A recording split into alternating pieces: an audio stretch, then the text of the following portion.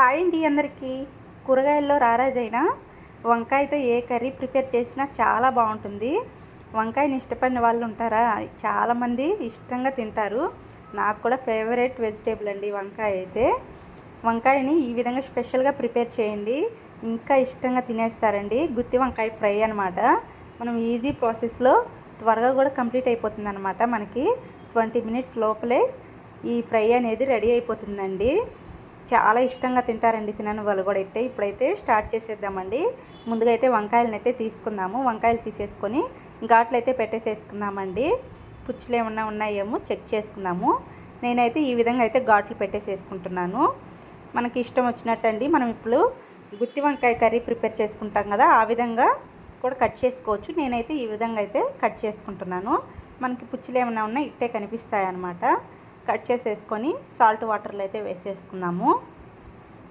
ఈజీగా అయిపోతుందండి. పిల్లలు కూడా ఇష్టంగా తింటారనమాట. మన స్పైసీకి తగ్గట్టు కారం అడ్జస్ట్ చేసి వేసేసుకుంటే పిల్లలు కూడా ఇట్టే తినేస్తారు. మొత్తం అన్నీ కూడాను ఇట్లాగే ఘాట్లు పెట్టేసేసుకొని సాల్ట్ వాటర్లో వేసేసుకున్నాము. వేసేసుకొని ఇప్పుడైతే కడాయి పెట్టేసేసుకుందామండి.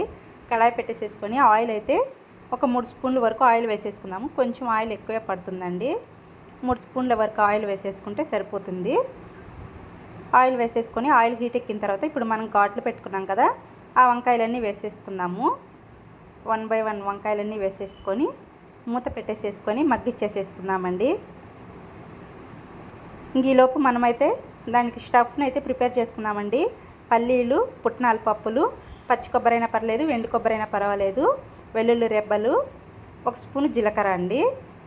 1 స్పూన్ జీలకర్ర వేసేసుకున్న తర్వాత తగినంత సాల్టు, 1/2 స్పూను పసుపు, మన స్పైసీ తగ్గట్టు కారం అండి. కారం వేసేసుకొని మొత్తం అంతా మిక్సీ అయితే ఆడిచ్చేసేసుకున్నాము. మరీ మెత్తగా కాకుండా కొంచెం కోర్సుగా అయితే పట్టేసేసుకున్నాము. ఈ విధంగా అయితే మిక్సీ పట్టేసేసుకున్న తర్వాత చూసారు కదా, వంకాయలు కూడా ఆల్మోస్ట్ ఫ్రై అయిపోయాయండి.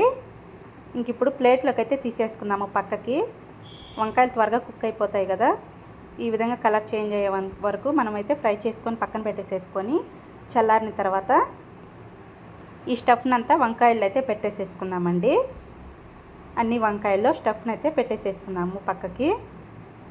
పూర్తిగా చల్లారిన తర్వాత పెట్టేసేసుకుందామండి. వేడిగా ఉంటే మళ్ళీ పెట్టడానికి వీలు అవ్వదు కదా, అందుకోసం చల్లారిన తర్వాత మనకి ఎంత పడుతుందో అంత స్టఫ్ అంతా కూడా మొత్తం వంకాయల్లో పెట్టేసేసుకుంటే ఒక 10 నిమిషాలు ఫ్రై చేసేసుకుంటే మనకి గుత్తి వంకాయ ఫ్రై అనేది రెడీ అయిపోతుందండి.